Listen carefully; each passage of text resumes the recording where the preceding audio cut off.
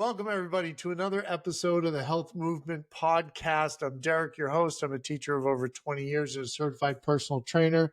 I have an awesome guest who is a very, very well-rounded woman with us today. But before I introduce her, I just want to reiterate, as always, we're not doctors, so any advice given here is strictly our own opinion. Go see your own doctor before you make any changes.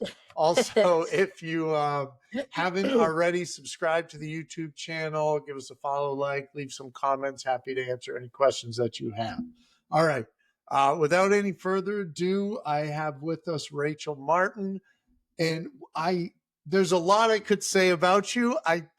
I think I'm just going to say it's Rachel, and by the end, we'll know all about you. So, Rachel, thank you so much for joining us today. Of course, happy to be here. Now, I don't even know where to start, to be honest with you. Why don't we start with, you have a big event coming up. You're in Maine. I'm in Massachusetts, so we're actually not that far away.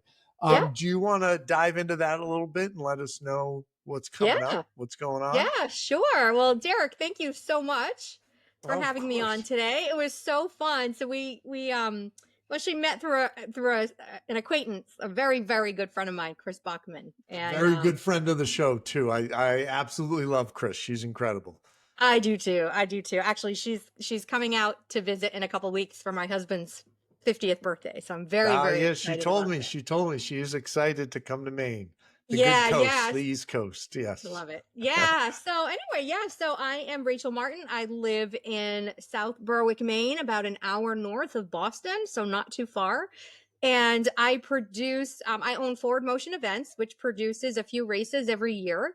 I have our flagship event, which is the Pumpkin Man Triathlon and Running Festival, which is always the weekend after Labor Day up here in South Berwick. And this year is the 19th year that the festival is going. Wow.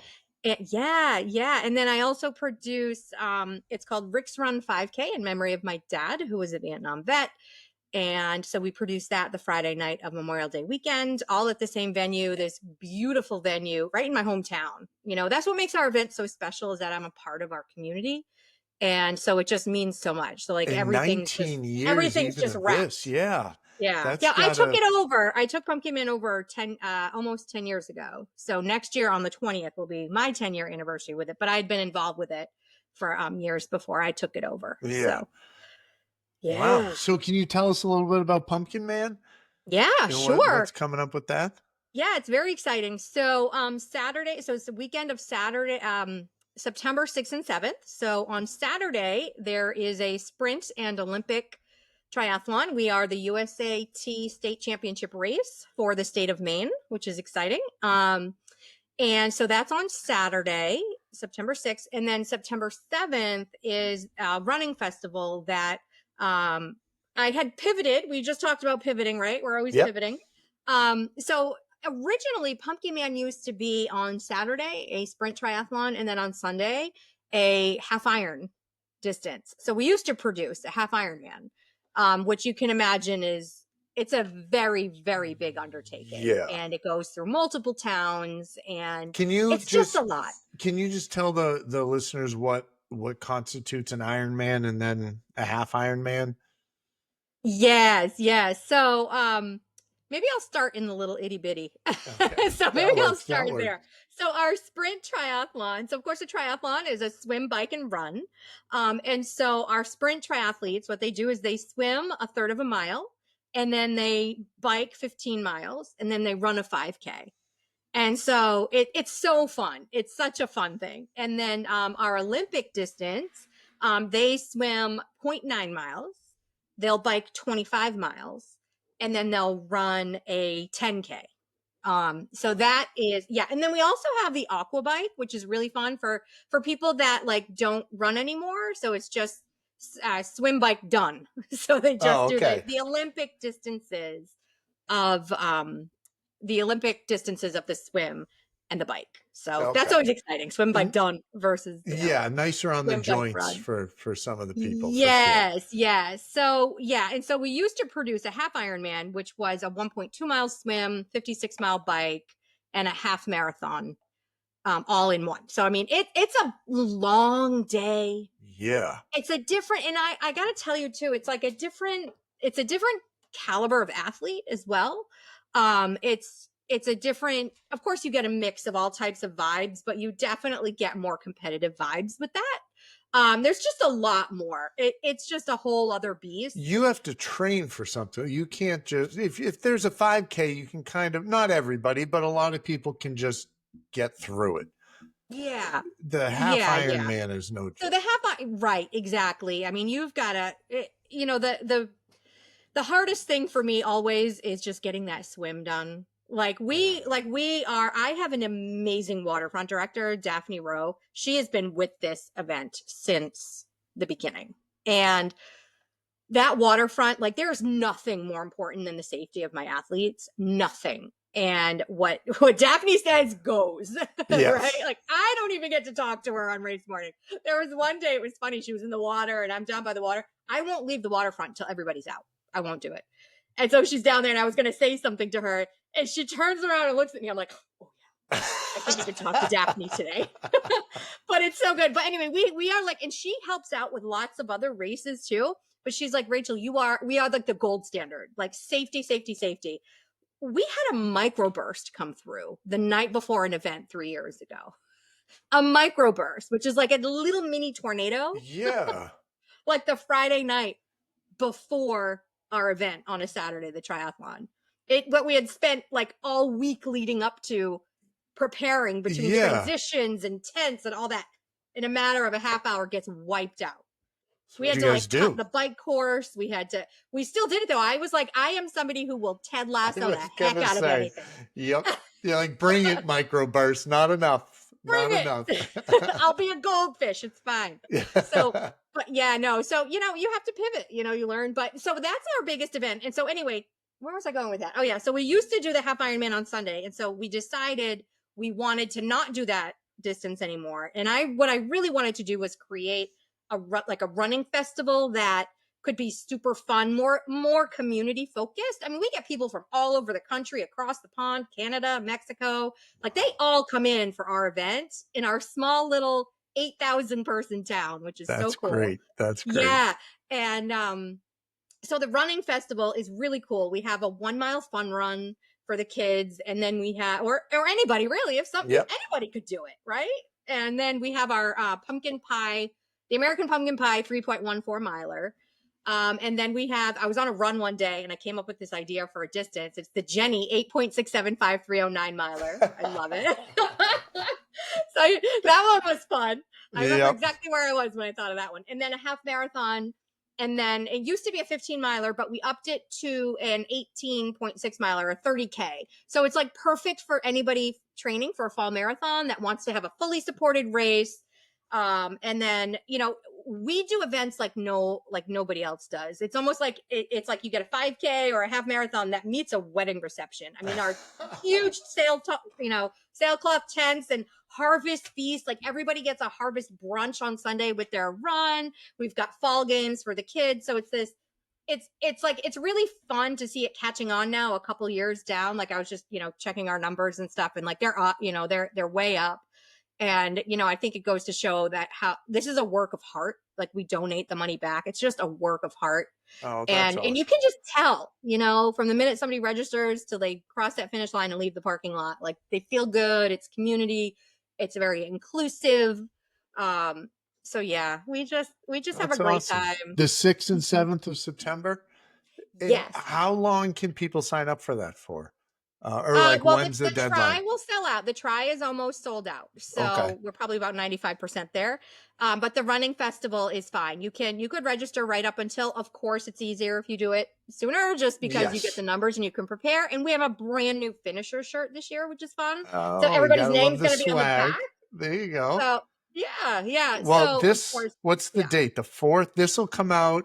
We're recording this on Monday, August 4th. So this will come out on the 11th. Cool. So people will have almost a month to sign up, and we get a lot of New England listeners in these. That's great. some from other parts of the country and the world, but I don't know. And it's not that far. It's literally an hour north of Boston, so it's not that far. We get a lot of people that check off they're doing like the 50 half marathons, a half marathon in every state. You know, Oh, I got you. they'll come check it off. They love it because it's such a That's a unique cool race. idea. Yeah, yeah. So they'll do that, and then of course the fall marathon. The fall marathons. It's a great. The 30K is perfect. Is So. Chris staying to run in this? Are you keeping her for that Actually, long? her schedule doesn't work out this year. She was here last year and the year before. It doesn't work out this year. I think she's doing something else that week. I think it was 1 mile. So, so it doesn't work out this year. But when she did, we have a hill. Oh yeah, I forgot to tell you the hill climb challenge. We have a 6.6. I can tell the history of that. A hill climb challenge. We have this hill that goes from the waterfront all the way up to transition, and it's 6.6 miles on the hill, up and down. It's like 31 loops that we call it. It's a half of a half. Yeah. And so anyway, of course she was going to run it. So she ran it. She's helping me out everywhere in the morning. Then she goes and runs it. And then I'm like doing awards. I'm like, Chris, where are you? You won this thing for the women. And she's out doing something, But that's Chris. Yeah. And she wasn't even supposed to do anything that day. Oh, in her training. That's great. That's great. So that's the 6th and 7th. Yes, yes. And then Rick's run, that seems like my father was in Vietnam as well. He actually rolled his motorcycle like a week before deployment and broke his leg. So he never was actually deployed over there, but I know it was tough because a lot of his friends and everything didn't come back. And it obviously was difficult for a lot of people. Survivor's guilt is legit. Yes. But Rick's run, how long did you say you've been doing that for? Yeah. So 9 years, 9 years. I started it. It's so funny. The year I took over Pumpkin Man, I had been, you just figure it out, really. And that's literally like the title of my book that I just wrote that's coming out in November. Which I want to talk to you about too. Yes. Yeah. I saw you have one of those. It's called the FIO mindset. It's like figure it out. You just figure it out along the way. So I was like, you know what? I've been wanting to do something. I can remember the moment I was like, this is happening. I have to do this. I was watching American Sniper. It was like midnight and I was watching the movie American Sniper and I was like wrapped up. Bradley Cooper? Yes. Yeah. Okay. Yes. And I was wrapped up in my dad's blanket. I was by myself and I was bawling. I actually still have like the journal. I went and grabbed a notebook and just started writing and I still have that. And I was like, I've got to do something. So I said, I want to do something different. I'm going to do it at night. It's going to be a kickoff to Memorial Day weekend because his birthday is May 28th. So some years it falls on his birthday. Yep. So, and it supports the Maine veterans. So. Oh, that's great. Yeah. That's good. And is that right in the community? Right at the same venue, right in my town. Are all your races there? Yes. Mm-hmm. Because it looked like you had a few more that you have going on. Well, this year I'm taking a break this year from my all women's Luna run. That was a night run as well. I was going to ask you about that one too. Mm-hmm. Yeah, I actually took a break from that this year, which actually works out well because I have a lot going on. Yeah, sure. New podcast, new book, all these other races you're doing. A new book, and then of course, I help produce Running Man with Jesse Itzler. You know Jesse Itzler? Yeah, I know the Running Man thing too. Yeah. Oh yeah. So I'm the one that cheers and high fives for 8 hours straight on the field during the race. That's but great. Actually, so it's kind of funny how this all started. And going back to why I have the hill climb challenge, is it was how many years ago now? What year is it? So it was 2022. What is years? Okay, so it was like 3 years ago. Yeah. Jesse Itzler, he had just created I had been in his community for a while, and he was creating all day running company. And so I just reached out. I just DM'd him and was like, hey, I own an event. I own an events company. If you need anything, let me know. And he's like, sure. He's like, so let me send you an email. I was like, can I send you an email? He's like, sure. And I was like, oh, you get one chance to make a first impression. And yes. So I was Googling how to pitch to him. And so I made a video and sent it. And anyway, that just became like hell. So what we ended up doing is I told him, I said, listen, you have this event that you and your wife, Sarah, do at your house every year in Connecticut called Hell on the Hill. I was like, so many people want to do it. I said, you need to take it public and I have a hill for you. And I have all the infrastructure. I have the tents. I have all this stuff. So I said, if you came in and did it 2 days before my event, that was a crazy weekend. I did Hell on the Hill and then right into Pumpkin Man. It was literally back to back to back to back. I know people thought I was crazy. I'm like, It's fine. So FIO, figure it out. There it's you right. go. And so that was the start of, working with them and, super fun stuff. So, Man. yeah. All right. So I don't even know where to go with all this stuff right there. You're killing me. I know. All right. So I was going through and I'm glad you said FIO mindset in some of the reels and stuff you had put on there, because I'm like, FIO, like I know. And I see all the capital letters. I should have known it was an acronym at first glance. Yeah, that was bad. But you had a bunch of FIO Fridays. Is that what you were calling them? Did I get that right? Fridays. I finally launched that. Like I've been, it's funny how when you put something out, it just seems like things just happen right away. But like I've been writing this book for 5 years. It's been so many different things. You know what I mean? So it's like it morphs into all these things, and then you finally get it out. And so it's like I know like with this book, it's like I like to dream big.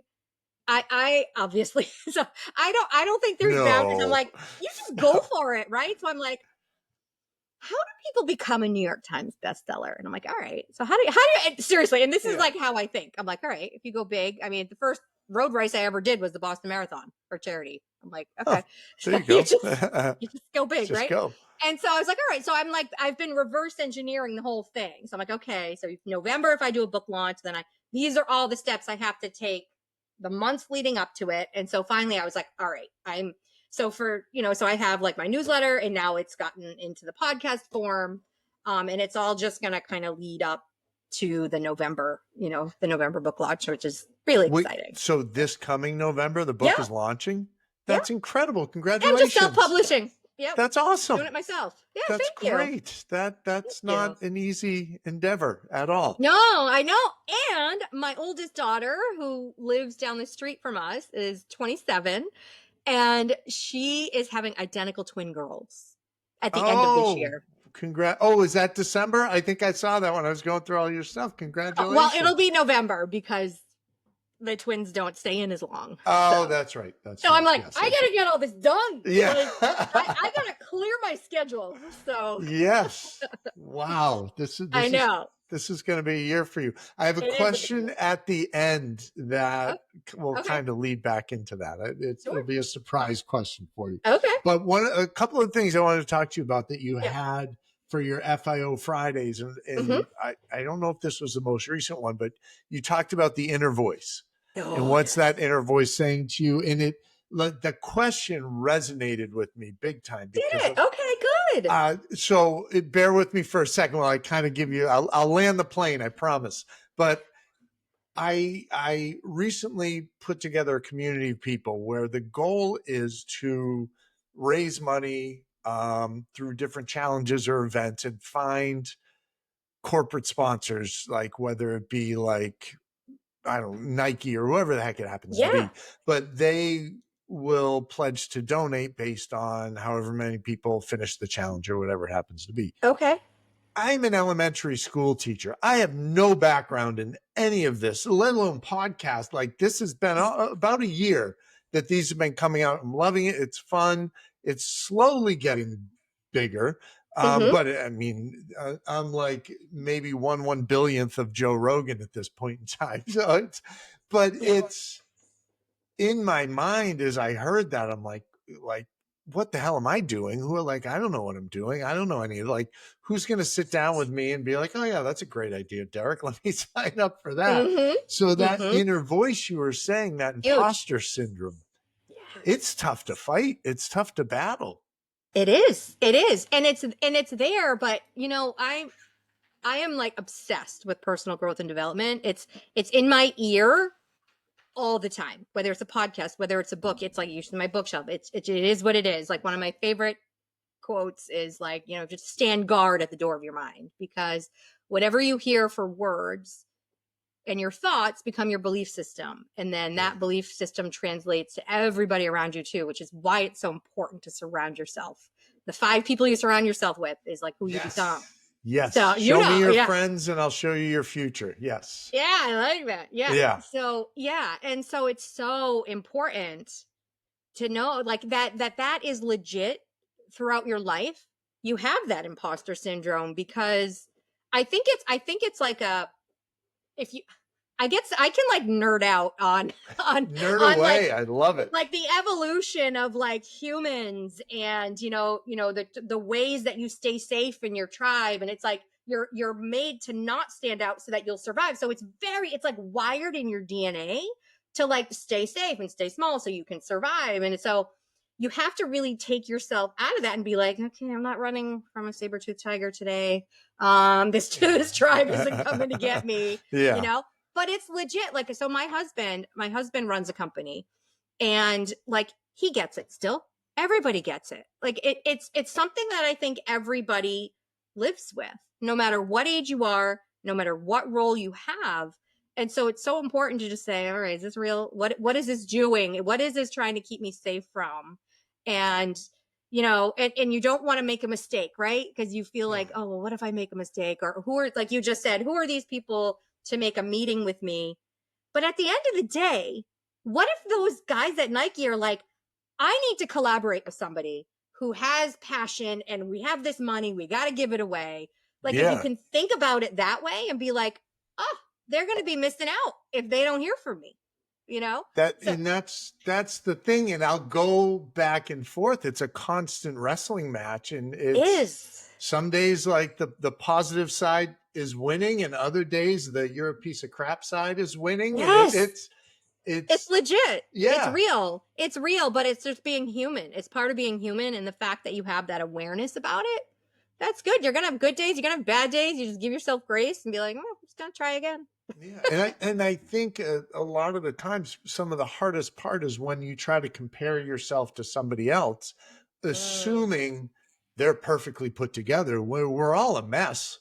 Everybody's got insecurities and things that they're nervous about. And like you said, everybody goes through those moments of when your imposter syndrome's kicking in and everything but nobody shows that, or not frequently. So, I mean, even part of this thing is like, I put together a 3 or 4 minute video that I put out, and they're like people I grew up with and it's embarrassing. It's awkward as can be, but eventually you get to the point where you're like, I don't even like, I don't care. Like, I'm just going to be me. Yeah. And what's interesting is that's like one of the things that I think, like, I don't want to brag or anything, but like, I'm really good about not caring. Like, I don't know what I look like. Obviously, I just did my hair out of No, you look fantastic, Rachel. Oh my God, thank you. But like, I don't worry about, like, the more you can just take away the superficial stuff, like half the time I'm like, oh, do my socks even match? Whatever. Oh, do I have the same 2 shoes on? All right, I don't care. I'm still going into Home Depot. Like, I don't care. Like, I don't care. And I think that comes with just repetition of like, I don't care, because I care about what's really important. Yes. Like, I don't like gossip. I don't like, I like talking deep about stuff with people. Which can sometimes be a challenge. It's age and experience too. And you're right. When you get to the point you don't care, and that this is a side note, but I'm in an old man softball league. We not to brag, we have our first playoff game tomorrow night, so we'll see how that goes. But we every team has to send people to umpire other games, and it's like every other week or every week. And I was umpiring the guy who runs our team. His cousin's super young. He's like 22. He was being the head ump, and I was like by second base, and I had to get there late, and he's getting chewed out by calls. He's like, Derek, what are you doing putting me back there? And I'm like, I went a couple games later and I was doing the head ump. I didn't care at all what they were yelling at me. I'm like, sorry, bro, that's what I saw. Like, I don't even care. Yeah. It's you come to his softball. job. Yeah. So but I remember being in his shoes, reffing like an intramural game in college, getting yelled at by the seniors, and I was terrified. Yeah. But you just have to get to that point. I think the way to do it is the reps and experience, and it's doing reps something over and over. It is. And I got to tell you, when you put yourself into uncomfortable situations, like how I met Chris, right? I mean, I've done Race Across America 3 times. I've been crew 3 times on Race Across America. And I remember the very first time I was like so nervous about it. I was like, I am on a team with Navy SEALs with like all these people. Like, who am I to like go sit on this team and be like a night shift crew chief, right? Like, Yeah. who am I to do that? But when you put yourself into uncomfortable situations, you realize that you can do it. And the more you do that, it just, your confidence builds because you know you can pivot. Like, no joke. I can remember calling my husband in, I don't know where I was, 2 a.m., Monument Valley. I don't know where I was, but I was like, oh no, it wasn't that far into the trip. It wasn't that far, but I'm like, Brad, how do you tell a Navy SEAL that they're wrong? And he's like, quickly, calmly, and with facts. I said, okay. Facts, yes. And then I was like, because I was like, you have like mad respect, right? Oh, absolutely. Like mad respect. When you put yourself in situations with people like that too, you also realize we are all at the same level. And when I worked with like Jesse Itzler and all these people, we are all at the same level. Nobody's better than anybody. And you're and you know what I mean? And you just learn that. And you're like, it's all good. It's funny too. You mentioned being surrounded by Navy SEALs. Chris, when she was on, told the story about swimming at the Hudson? at the Hudson, at the feet of the Statue of Liberty, being like, who am I to be here? I think she phrased it almost the exact same way. That's so funny. Yeah. Yeah. So there you are with Chris, and she felt the same exact way you did. Oh, yeah.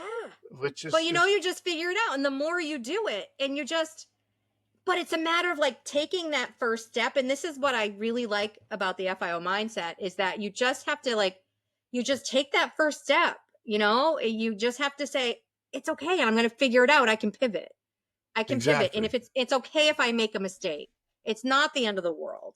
And I also live, Derek, with like a sense of urgency. 100%. I live with a sense of urgency, I think, which helps me a lot. You know, my mother died when I was 6. My dad died about actually no longer than that, 12 years ago. So it's, I know that life is short, and that's why I don't give a shit, pardon my language, about this silly stuff. Yes. You know what I mean? The stuff that doesn't matter. Like, and I think that just helps me just be like, well, you understand what's important. You understand what's important. And so you're like, I'm going to put my energy towards this. Because you have to put yourself in your rocking chair, right? Like, I even tell my kids, I'm like, if they're trying to decide something, or even if my husband's like, oh, I should take this meeting instead of doing this, I'm like, put yourself in your rocking chair. What is your 90-year-old self going to be happy that you made for a decision right now? I was wondering where you're going with the rocking chair. Yes, that makes perfect sense. When you're older, what are you going to be happy that you did? Like what? So you like regret. I think my biggest fear is to have any regrets. Like that for me is like, I do not want regrets at all. One of the best sayings I heard was from a guy in the UFC named Forrest Griffin. He said, I'd rather regret the choices I made than the ones I was too scared to make. You know, and it's huge. Yes. That's true. But how many times I've had ideas and things I've wanted to do, and I never did them, or I'd start to, and the imposter syndrome kicks in. And you're like, who am I? Who am I to do that? And the more you just take that action when that thought comes, the more you do it, those reps. Which leads us into you doing hill repeats when you're supposed to do a long run, when you said, do it messy. Do it messy. Which was great, which is just start it. I mean, how many people will plan out for 6 months and never start? And then the person who just had no idea what they're doing, but started day one, now they have 6 months of experience and they've learned for all that time. And now they're so much better off. Yeah. Yeah. And you just have to do what you can with what you've got, you know, and I think that's like, I'm not like type A. Like what I am type A with things like everything better be the best for my athletes so that they have the best experience they can have, and that they're staying safe, and that this is the best possible experience and more for my athletes. I was going to call you out a little bit because you don't do all the things you're doing unless there's a little bit of type A involved. Yeah, there is with certain things. Like I want to make sure that the experience that I give is the best it can possibly be. But when it comes to stuff like you said, like, okay, I got a training runner, I've got this going on, You do what you can with what you've got, you know, and I'm also somebody which helps this, I think. I will never wait for a Monday. I will never wait for the start of a new week. I will never wait for a new year. You can literally make another decision right now. Right now. Yeah. Not even like, I'm going to wait till tomorrow. No, right now. All right. New choice. What is my future self going to be happy that I made for a decision? Great book. Be Your Future Self Now. You know, Dan Sullivan. Have you read all No, his I haven't read book? that one. Oh, Dan Sullivan. Oh, you need to read. I've got to tell you, I've got a buddy named Dan Sullivan. Okay. I wouldn't read anything he wrote, but but this Dan Sullivan, well, actually, no, he's a smart guy. He's just kind of a goof. But yeah. So it's Dan Sullivan and Ben Hardy. They have co-written a bunch of books. Actually, Ben Hardy just finished a book called Scaling. But it's they've written many books. Be Your Future Self Now. 10x is easier than 2x. And then Who Not How. You would really like Who Not How. Yeah. Okay. Yep. It's all, just read them. Anything by them, just read. During the summer, I paint houses, so I get audiobooks from the library, and I bought this book. I don't know if you've read this one, Outlive by Peter Attia. I might have that in my Audible, and I haven't. Phenomenal book. It actually made me rewrite my whole workout programming and everything. Really. Well, he talks about, he says the Centurion decathlon. So it's like, what are the things you want to be able to do if you get to live to 100? And it's simple things, but he goes back further, like in 20 years, what are you going to want to be able to do? I'm going to want to play basketball with my kids, sort of thing. Yes, 100%. And my son in 20 years, he'll be, 36. So it'll be a little different, but what do I have to do now? And I've got Achilles tendonitis that is killing me, which I'm painting houses during the summer. It's the worst possible thing for it. I get it. I'm almost done. Then I can heal it up. Yeah, like almost done. But his whole thing is, all right, you need your VO2 max to be at a certain level. What are you doing each week to increase that? Then you need your zone 2 cardio. Then you need strength training, because muscle is one of the biggest indicators for health span and longevity, and especially for women. Yes. Oh, yeah, absolutely. So actually I used AI for good use here, because I went through AI. And I was like, all right, this is all the stuff that I want. I found like 20 YouTube videos that all encompassed everything. I threw it into the chat bot. I'm like, watch these videos, give me a 12-week plan. I want this, and it spit out what to do, when to do it. Like yoga once a week, I need to do for flexibility, mobility, which I've done before. I'm just, I'm not good at it because I'm so inflexible. I got the bro mentality at the gym where you just go and you lift weights, and that's about it. You don't have to be good at yoga. No, I used to have a yoga studio. Oh, you did? I did. But I need to do it because I'm so inflexible, and it just puts my body into different positions and requires different challenges and things like that, which absolutely is good. So anyway, that book, it really opened up my mind. I forget where I was going when we started that. I think we were talking about books. Yeah, you wanted me to read all of Dan Sullivan's Who Not How. Who Not How. Who Not How.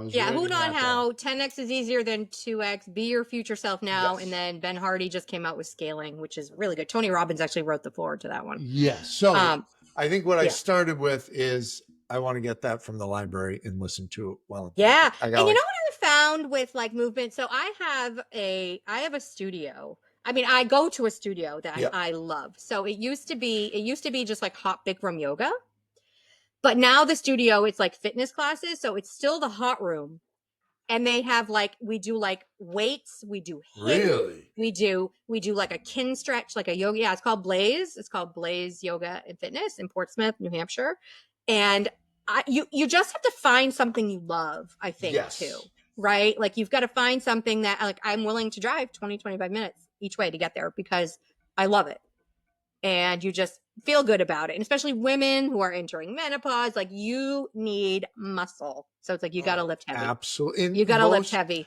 Most of the women, like if I talk to them, like, but I don't want to get bulky. And it's like, you're not, unless you're eating 5,000-6,000 calories a day, you're not going to get bulky. You're really like, people And that's a train for confidence thing, years. right? Yeah. I mean, isn't it funny you hear that and you're like, "Ooh, I want to peel all those layers that make you not want to be bulky. Why?" Yes. Like I've been lifting for I don't even know how many years, and I'm definitely not bulky. Like I'm in shape, that's Yeah. fine, but I can still go through a doorway straight. I don't have to turn sideways yet. So it Yeah. doesn't happen just like that. It doesn't No, happen. no. No.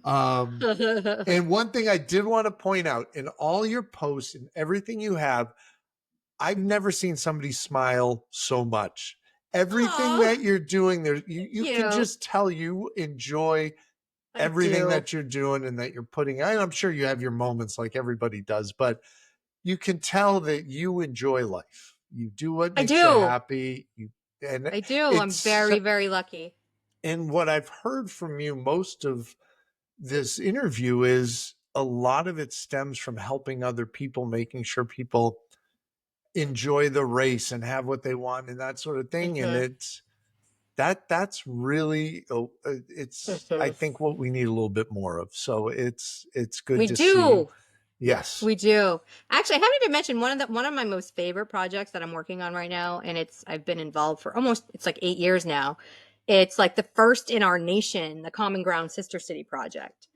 Oh, It what's has that? nothing to do with events. It has Yeah. absolutely nothing to do with events.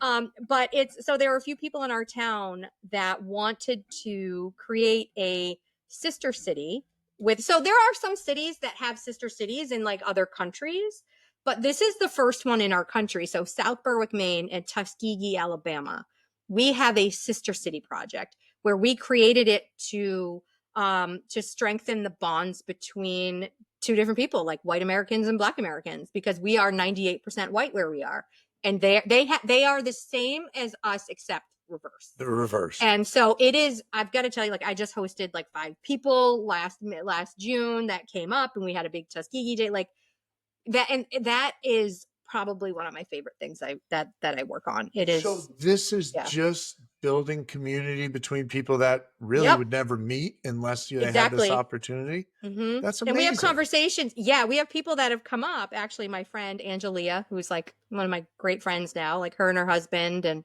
he was like, "Why would I go up there? Like it's hard. So you're building trust, right?" Yeah, And so that's he came true. up, and total view of everything changes because when you just like be open and stay curious, right? And you build trust. So I love that. I just wanted to mention that because No, I love that too. that is That's so important to me. That's so important to me because I know this is going to sound a little woo or weird, but no, like lay it on I'll me. have this thing that I'll say to myself, like, I don't know, I have like this manifesting song.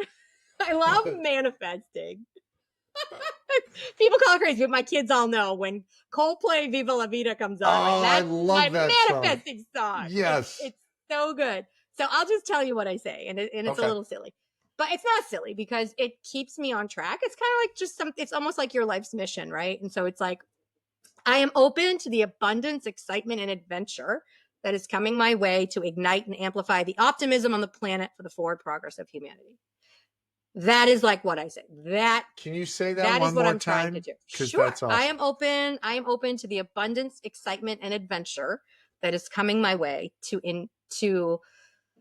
ignite and amplify the optimism on the planet for the forward progress of humanity. I like that. I like that. Yeah. That's very well Oh, said. Nice. thank you. Yeah. I So like when it's like you have to, and that's the thing about personal development. It teaches you to you can create what you want in your life and you just repeat it. Yeah. I don't have to tell you, you get it. Like it's like over and over and you create what you want. And that's why it's so important to stand guard at the door of your mind. It was one of my friends was telling me that there were kids and friends got in a fight, and Okay. usually when you hear different sides of a story, every story's different, but this one, every story was exactly the same, but they were all Okay. upset for different reasons. And it's like it Yep. comes into perspective and viewpoint and what people are going through at certain times. So Mm-hmm.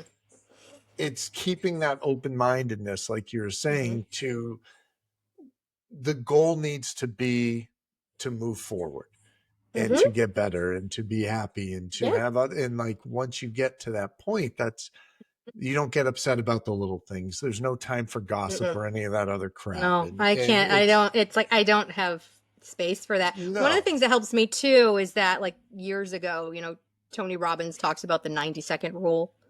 I'm not sure if you've heard of that, the 90-second rule. And it's just like, life is too short to live in a miserable state. And so, like, if I caught myself, and it's the reps, right? It's over and over and over. If you catch yourself thinking about something and ruminating, it's just like, nope, just stop it. You just like stop that in the tracks, be like, nope, I'm going to go think about something else. And it's like, and that's what I love about like neuroplasticity in the brain. Yes. I'm obsessed with that. I love that. I love neuroscience because you can like create different patterns in your brain. And like, I love that. And so it's just becoming aware. And a lot of people aren't even aware of their thoughts. So that's like the first step, right? Like you can control 100%. Those. You can. And you don't have to believe them because they're millions of years old. There's one of the things I heard that I can't remember the name of the woman, but she wrote a book, and it was basically the premise was depression continues most of the time because you're thinking constantly about the depression instead of, like you said, doing something else. Even like getting up and going to Target and buying, if you need soap, buying soap and coming home. Like you've accomplished something. Your mind went somewhere else. You were out with people. It may not have been a social event, but like it's a win. Celebrate it. Then even like making your bed in the morning. There was that's a good thing about that. Admiral in the Navy was giving a speech, and that's one of the things he said. Make your bed first thing in the morning. Start off with the wood. And if it's a crappy day, you get to go to bed in a nice made bed and get to start the next right? one. So, and you have to celebrate those little wins. You just have to celebrate them. Yeah. You've got to celebrate that. It may not be a huge win. Oh, The Gap and the Gain. That's another one. That's the same authors, The Gap and the Gain. Rachel, I'm running out of room with all your recommendations here. The Gap and the Gain. It's so good. It's like how people like, especially people that are like entrepreneurs or like big dreamers that set goals. And I don't know about you, but like I will go for something. I'll get there. I'll hit it and be like, okay, awesome. What's next? Well, that's like, the thing. It's got to be you need to have that. It can't. So The Gap and the Gain is so great because it teaches you to measure backwards how far you've come. You will love it. You're going to love everything they write. Dan Sullivan and Ben Harvey. Ben Hardy. Hardy. Okay. Yes. Hardy. Yeah, you'll love it. All right. Well, thank you. Well, I appreciate... And I'll send you a copy of my book. Will you really? Oh, I appreciate that. I definitely do. And once I can heal this Achilles of mine up, I do want to come run some of your races because we've got our 20th anniversary next September. So it's always the weekend after Labor Day, which is hard. You're a teacher, so I know it's hard. Well, whatever, it's fine. You're like, whatever. No, it's fine. It's on the weekend. The kids aren't in school, true. So we can do That's true. That's true. But now now that I can't run, and it's progressively gotten worse because I've been on a ladder for a month and a half or so. But it's given me an appreciation like, all right, I need to heal this thing up so then I can do all these things. So it's, So I'm not upset with it. I know the path I need to take to fix it. It'll get done. It is what it is. My physical therapists are awesome. There are two of them.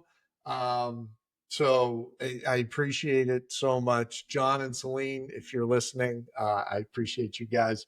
But I did say I had a question for you. And there is a podcaster. I don't know if you're familiar with him. His name's Stephen Bartlett. He has Diary of a CEO. My husband was just telling me about his latest one. I got to listen to it. Yeah, that's what I've been listening to. But he does a thing on there, and I want to give him credit, where he has a previous guest ask a question of the next guest. So I reached out to a previous guest that you know. So this is a Chris, question. What is she? This is from Chris. And I wrote this out phonetically so I didn't mess up how to pronounce this word. But Misogi. Oh, and I even wrote it G like in guy, and I didn't even read that. Misogi. 1 year. Misogi, I did it again. I'm going to cut all that so I don't sound like an idiot. Misogi. All right. No, leave it in. I will leave it in. I don't cut it. If I look like an idiot, I'd leave it in. If you ever did, which you didn't, I would leave. Leave it in. No, leave it in. Yeah. But all right. So anyway, the question, that is 1 year defining thing each year. You need to do it. What is yours going to be in the next year? So for 2026? No, we'll say from here until next summer. What is your year defining thing that you're going to do? Ooh, well, it's kind of interesting. Can I give you a history of Misogi? Yes, you can. All right. So it's a thing that Jesse Itzler does, and he does it with his big ass calendar. You need to get one of his big ass calendar. Oh my gosh. Okay. I'll type in big ass calendar and see what they actually make a big class calendar. Oh, do they? They do a big class calendar for classrooms. Oh, I've got some plans for the kids that they're not going to like this year, but it's all about setting goals and doing all that stuff. So yeah. Oh, they're going to appreciate you down the road. Oh, yeah. So your Misogi is like a year defining thing that you do, right? For some people, you're like, I'm going to run a half marathon. I'm going to run a marathon. I'm going to do these things. You know, I'm going to write a book. I'm going to finish this. So Jesse talks about having your Misogi, which is one defining thing. And then he also talks about having these 6 things called Kevin's rules. Yes. Kevin. I saw, she sent me the clip too, what it came from.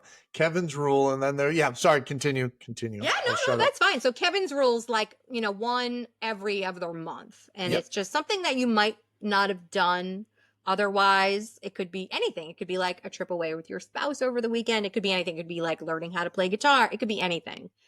And so over the years, I feel like my Kevin's rules have almost become like mini Misogis. So so huge, like launching my podcast, like getting my book out. Like I was going to say, huge. Your book is definitely my book is huge, but I got to say, these grandbabies coming is going to be something else. That will define the year for sure. I mean, these it's going to be amazing. It's going to be really amazing. And I also have my youngest daughter, who was a competitive ski racer, snapped her leg March of 24, career ending. She just had a surgery last week for it. So to take some hardware out. And so getting her, it's like getting her back and, back at our school and not at the school that she was at. Getting her feeling good about things, and then grandbabies, and it's a lot. There's a lot, but definitely launching, having my book come out is going to be huge after years and years and years. And sometimes it seems like, oh, you just wrote a book. It's like, no, but it's been years in the making. Oh yeah. So many different things. Right. And so many 5 a.m. mornings when you just don't want to write. And then you just have to force yourself to do it. And I wrote one years ago, and I can appreciate the time and effort it goes into, and then the editing and revising and all that stuff. And then you're sitting on one word and you're like, I don't think this, and you're like, just pick a stupid word already. Yeah. I know. And my husband, he's one of my biggest cheerleaders. He's like, it can always be better. And I know that. And I know that, that's why I love the FIO mindset, because it reminds me too, I know it can always be better, but it's fine. I'm already thinking about the next book I want to write. There you go. Yes. So that's my Misogi. I would have to say, if I had to, even above the book, these grandbabies, because they're coming this year, and it's going to be pretty amazing. Yeah, we'll say both of them, because the book is you're doing. The grandbabies, that might be somebody else's hard work. I know it's going to be her hard work for sure. But I want to just immerse myself, and these girls are going to grow. They have no idea how empowered they're going to be. Oh my gosh. They are going to be running the Pumpkin Man Marathon year 1. They're lucky they're missing it, but they've got to be able to walk come next September. They can't be slacking. Let's go. Or they're just going to crawl up that hill. They'll be able to crawl by then, hopefully. Well, Rachel, I appreciate you so much taking the time. It was awesome to meet you. I can't wait to get up there and do some running up in Maine. So come on over for the 20th. It's going to be really fun. All right. Every year is fun. I will mark that in my calendar. Thank you. And thank you, everybody, for listening. If you enjoyed the show, please give a follow. And Rachel, how do people get in touch with you? I'll put all this in the show notes. Okay. Yeah, no. So on Instagram, I'm just at Rachel Martin Maine. My event website is forwardmotionevents.com. I'm working on my FIO mindset one. I have a whole new website I'm building for that. Not quite out there yet. But you can find me on Instagram and follow along. Awesome. Follow awesome. the journey. Yes, I love it. All right. Well, thank you everybody for taking the time to listen.